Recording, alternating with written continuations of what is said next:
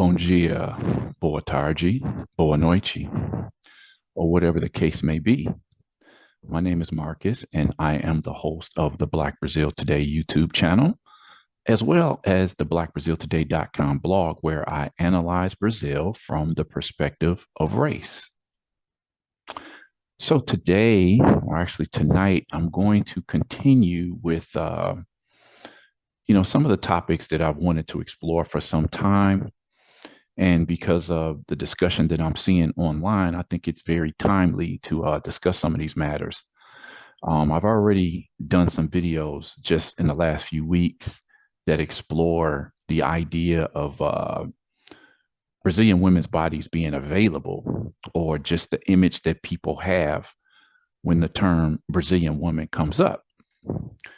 There's, like I said, there's already been a few uh, pieces that I've had to already do to address this topic.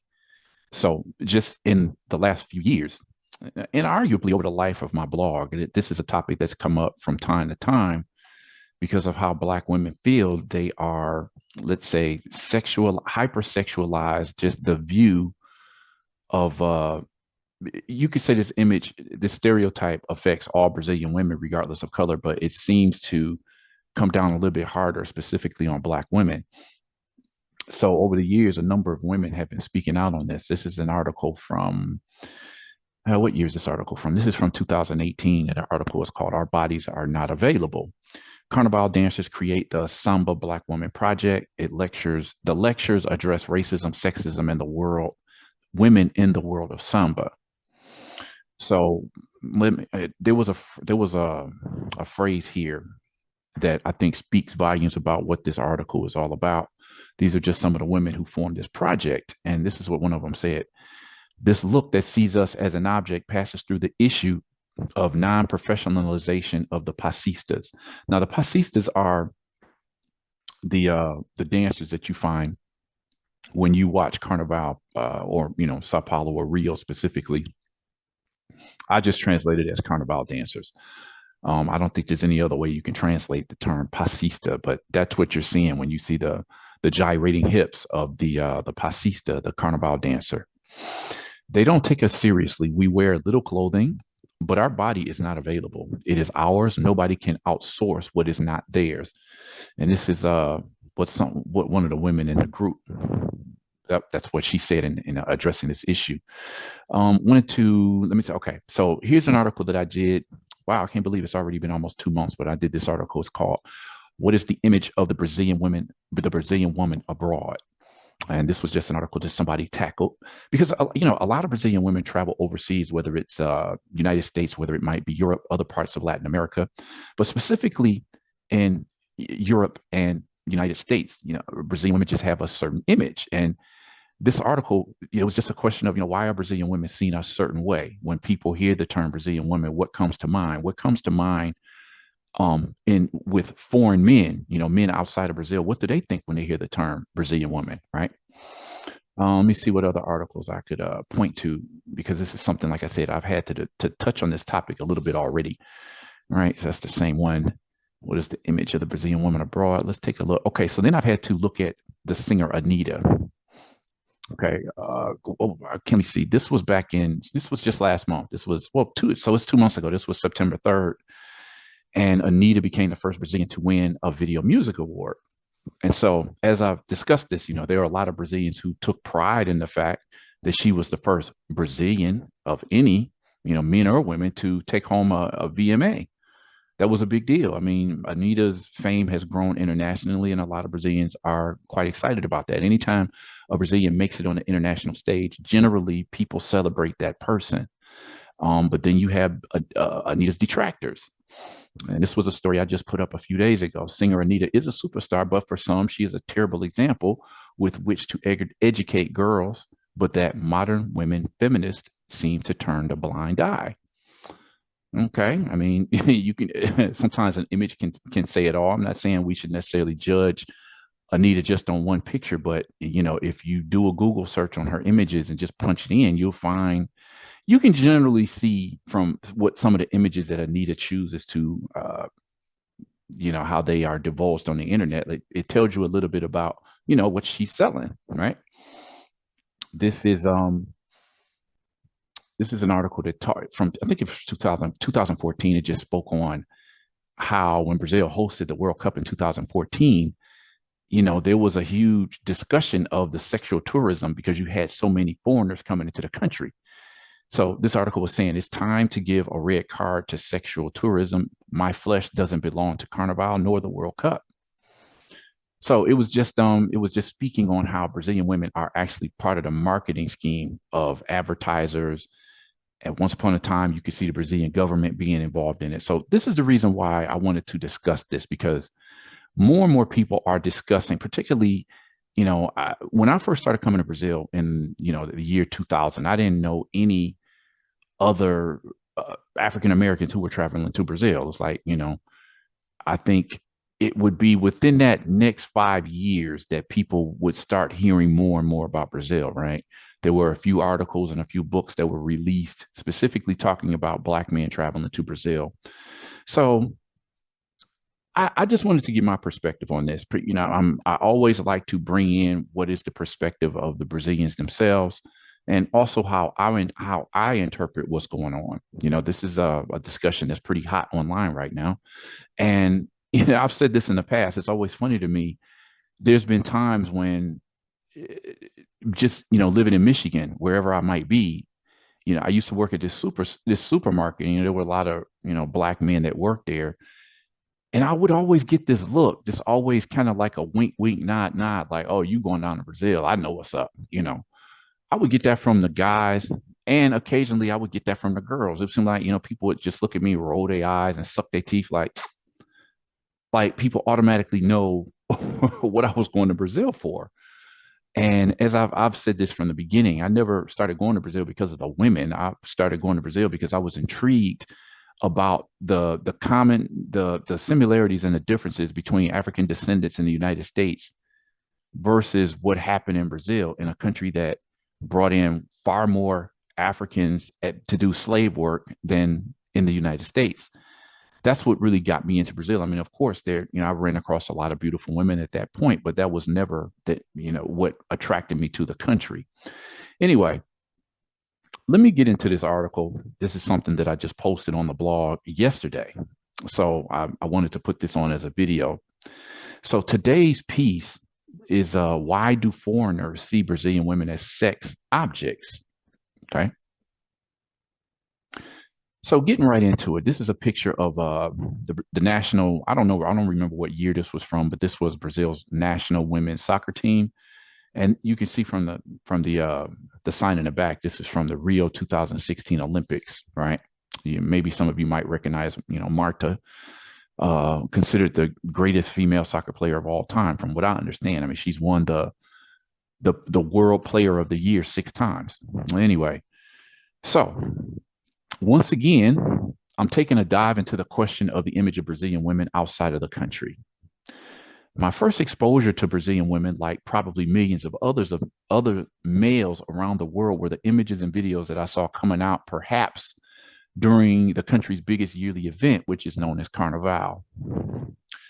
I can't even say with any certainty when the images came into my consciousness. After all, before the year 2000, I didn't even really quite understand the difference between Brazil and other countries in Latin America. It's for this reason that, I don't really trip when I come across Americans who still don't know that Brazilians don't speak Spanish. Before I started my deep dive into all things Brazilian, I didn't know that Portuguese was the national language as opposed to Spanish. It's the only Portuguese speaking country in Latin America. It's dominated by mostly Spanish, as most people know.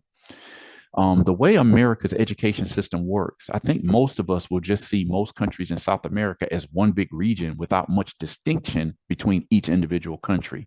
Now, I'm not saying that's the right thing, the right way to look at that, but quite honestly, I don't think most of us know the difference between, say, Peru and Colombia and Venezuela, Ecuador.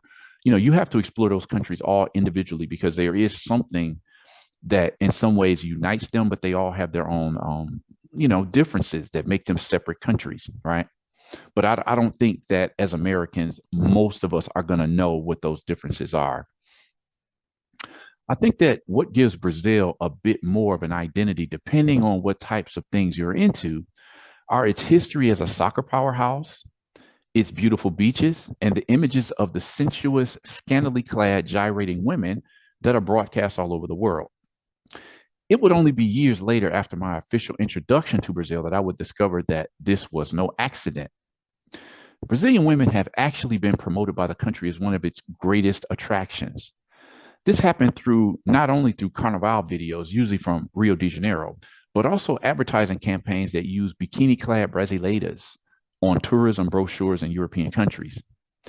To add to all of this, because of the globalization of music, nowadays, those who enjoy music outside of their particular country are now exposed to a new generation of funkeiras, funk singers, and some people would say the fans who like funk music, who are quick to show off the Brazilian version of twerking, something like you see what's going on in this picture.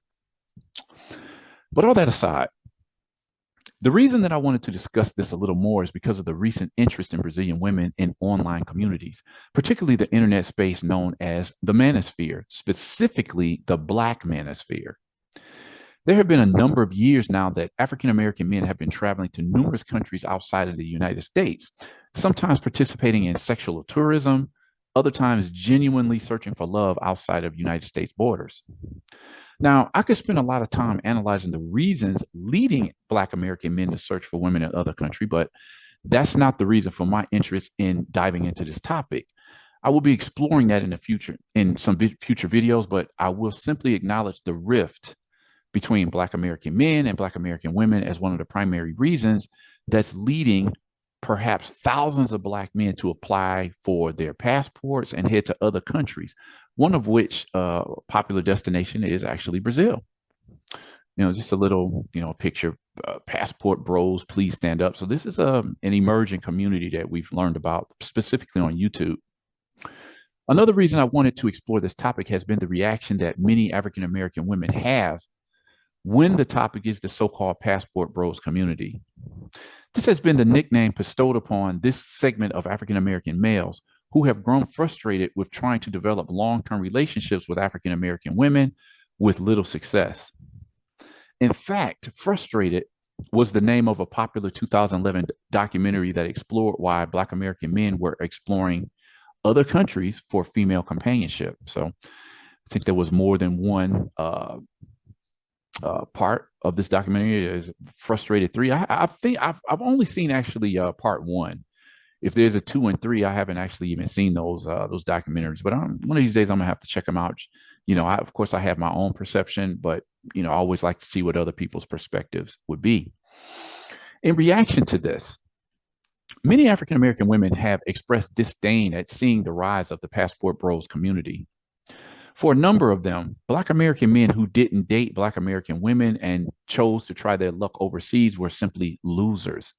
Men who couldn't handle Black American women, men who were dusty, didn't have the resources to give them the lifestyles they desired, or were just plain weak men that nobody even wanted. A number of these women have expressed their views that women in other countries were just cheap whores who were in search of an easy ticket into the United States and who would deal with all the BS that Black men were serving up in the United States.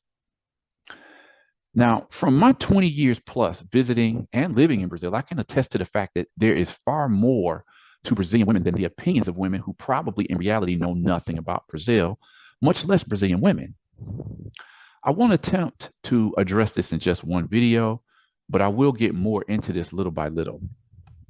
Today, I want to focus on a question that Brazilian women themselves have asked for a while. Why is it that many foreigners see Brazilian women as simply sex objects? There are numerous ways that this question can be discussed and debated. On the one hand, there are plenty of Brazilian women who live and fully participate in the stereotype.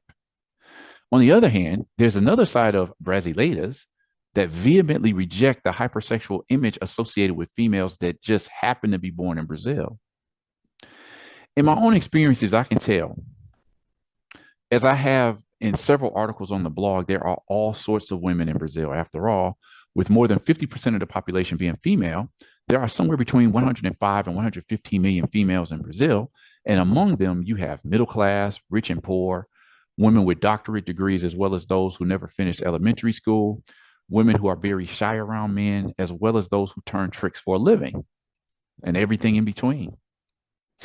So the first thing to know is it's not a good idea to typecast an entire country of girls and women, even if there is a certain type that seems to be portrayed in the media.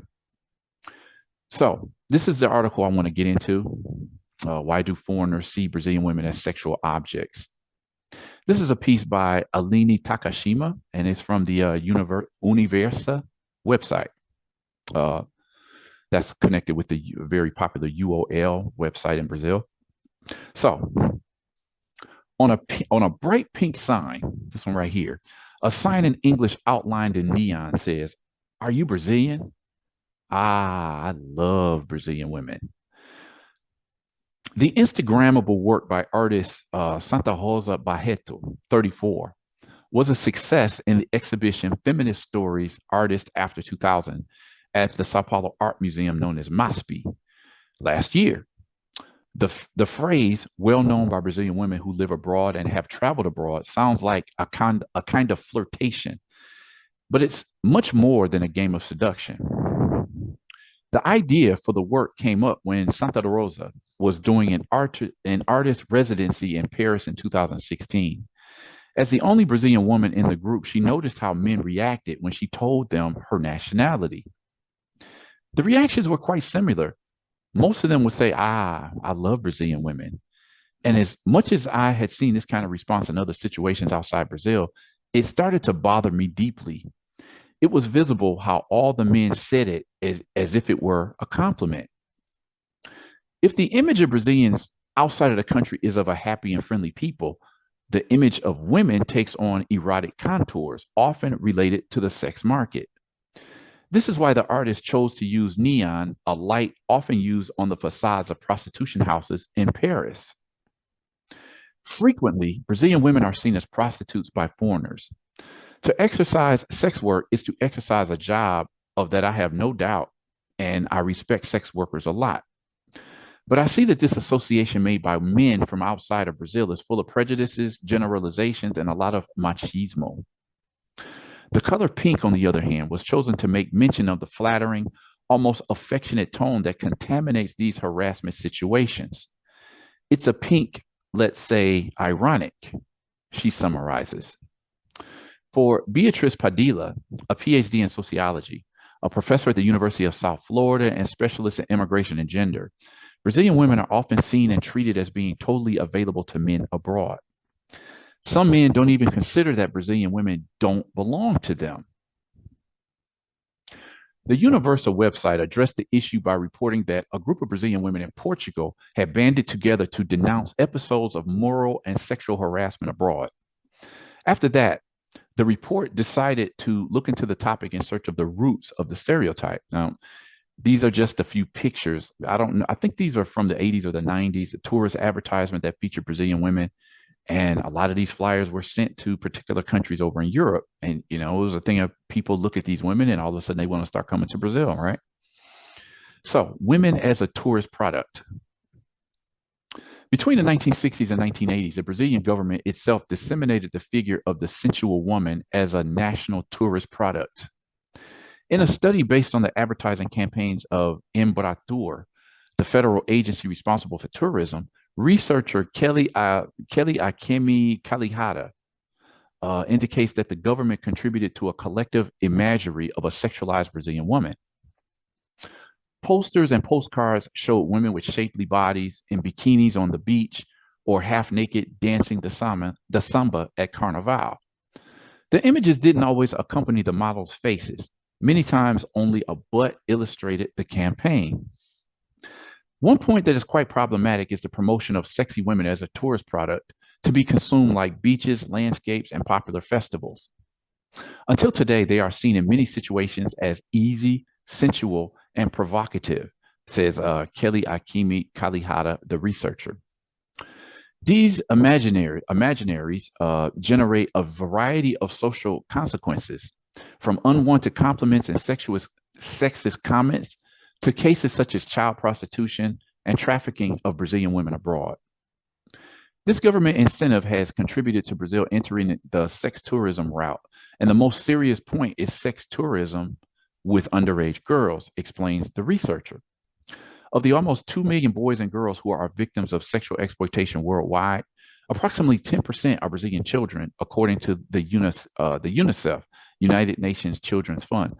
Something I want to point out here when they talk about, well, there's this idea on the part of some women in the United States, like, oh, these women are just simply looking for a quick ticket to the United States. They can hook a man and, all of a sudden they get a passport, they might get pregnant, and all of a sudden they're on a plane ticket, they're taking a plane to get back to the United States. Um, One thing that people should understand is that there's several sides to this idea of getting a passport through a foreigner.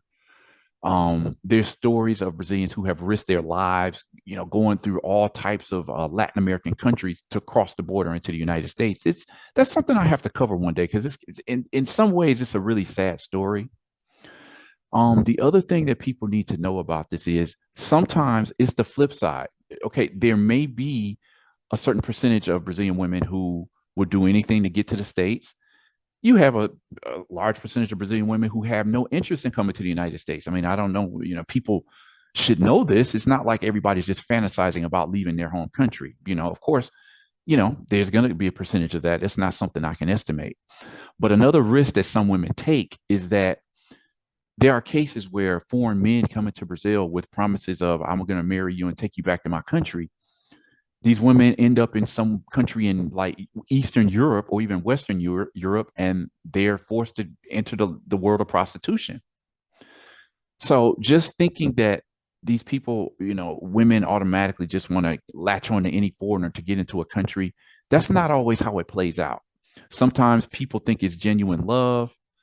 A lot of people do have a fantasy of leaving Brazil. A lot of people believe that, Brazil has its problems, but it's funny because a lot of times Brazilians come into the United States and they come across scenarios and situations in the United States that they think like, wow, I thought this only happened in Brazil.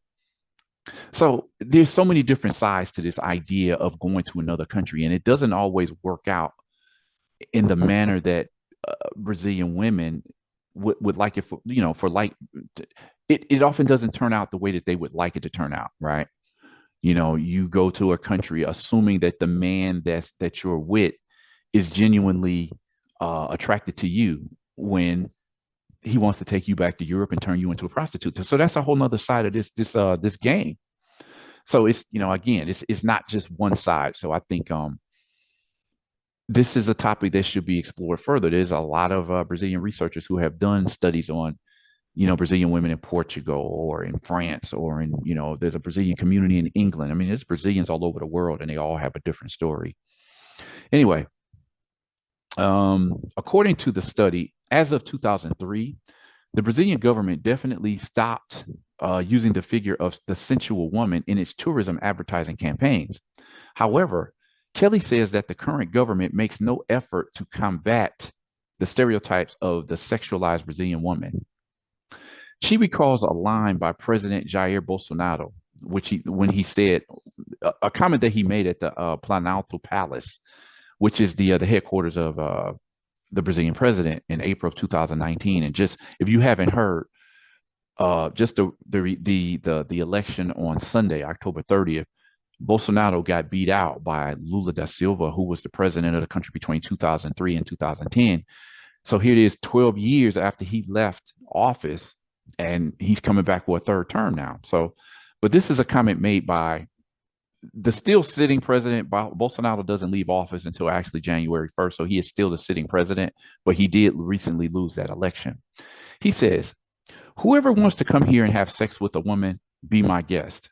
Now, Brazil cannot be known as a paradise of the gay world, of gay tourism. The researcher points out that such disservices are serious from a social point of view and make it even more difficult to deconstruct stereotypes. So, just listen to what he's saying. He's like, the door's open, come down here and have as many Brazilian women as you want, and a lot of people took offense to that. How a stereotype is born. Brazilian women, just like Brazilian men, are in every corner of the world. But in Portugal, It seems that the prejudice is clear, reports the group of women who created the group Brasileiras no se calam, which means, Brazilian women don't stay silent. Researcher Beatriz Padilla recovers the colonial imagery to explain.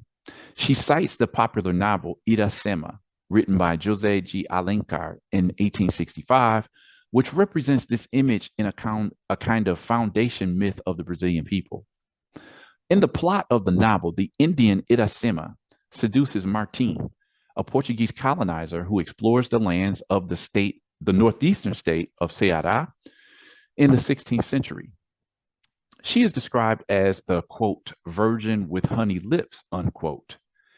In one episode, Iracema leads the Portuguese man into a sacred forest and prepares a hallucinogenic potion for her lover. Martin soon falls unconscious. Iracema then lies in his arms. Afterwards, a subtle indication in the text indicates that they had sex. Tupá no longer had his virgin in the land of the Tabajadas rather. So this is an image from the Iracema. This is a painting from José Maria de Medeiros, and it was inspired by Alencar's novel of the same name. All right. The figure of the seductive Indian woman is soon replaced by the Black woman in an idea of mestizo harmony, mixed race harmony. It's an idea out of context. Men use women to satisfy their needs, especially Black and indigenous women who would originate the mixed Brazilian people, says researcher Beatriz. Glaucia Assis, a professor at the Santa Catarina State University, a specialist in immigrant women and gender relations, agrees with Beatriz. The colonizers beat and violated Black and indigenous women. These past imaginaries are being updated. Today, this idea that Brazilian women are prostitutes, sinners, and available for a sexual encounter is present in the literature and advertisements that circulate in Portugal, she says. Based on this imaginary, women are divided between the good and the bad. The colonizers' wives are the good ones, and the other enslaved and indigenous women are the bad ones, Beatriz summarizes. Brazilian women, in turn, are seen as mixed women, categorized as mestizo, mulatto, and non-white. That is, the bad ones. In this sexist and racist culture that exists to this day, Brazilian women are disadvantaged abroad. It is a common idea that men cannot resist Brazilian women, and in their eyes, it is the woman's fault. When the Brazilian woman resists this sexualized image, many times the Europeans don't recognize their own discrimination. Of course, it's this another image of the singer Anita. I believe this is from the VMA Awards. Okay, if you see any pictures of Anita in online and photos, you'll see she's always got her backside turned to the camera. It's always jiggling. She's always twerking, or this is a funk dance, in Brazil. So anyway, what does singer Anita have to do with this? As an export product, the rhythmic beat of Brazilian funk appeals to many countries. The United States, Portugal, and Argentina are the places where the style is most listened to outside of Brazil, according to Spotify data. But according to researcher Kelly Akemi Kajihala,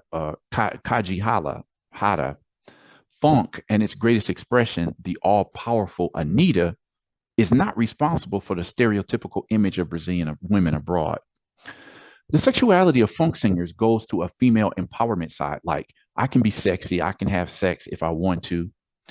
Is different from the image of the easy eroticized women seen in tourism campaigns, which has a very macho character and conveys the image that women are a product to be consumed. Now, I wanted to discuss a little bit about that last point. It's something that I often hear. I take issue with this sort of argument. In an example, if I, as a male, directed a video by Anita in which I requested that she showed her ass to the camera and gyrated as much as possible with her back turned to the camera, or if Anita herself directed the video and did the same, either way, she becomes sexualized. I'm just curious, if the male gaze is the same in both scenarios, how is there a difference?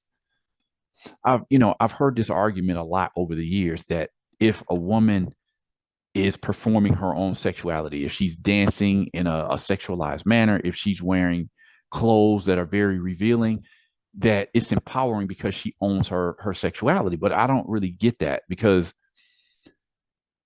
if she dresses that way and a man sees her that way, okay, she might have chose how she's looking, she might have chose the look that she has, or how she may be dancing on the dance floor or whatever.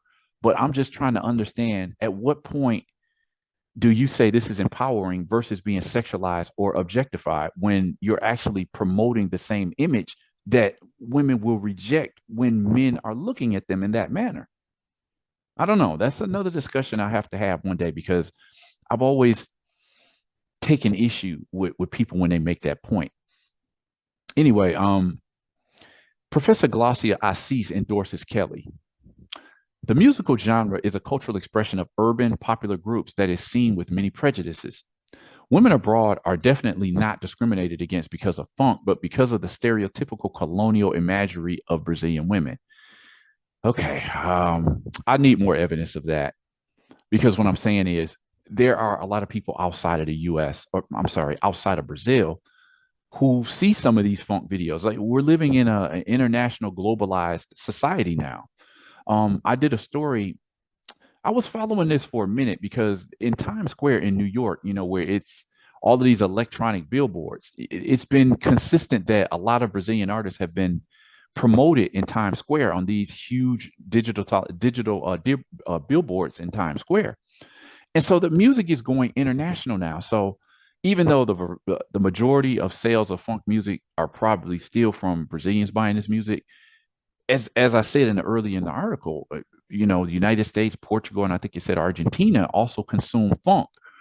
And to hear the funk artist, you can, or to see the image of the artist, all you got to do is go to YouTube, punch in the name of the artist and the song, and there you have it. And you're gonna get, women gyrating, doing this funk dance, or what it looks like a twerk for Americans.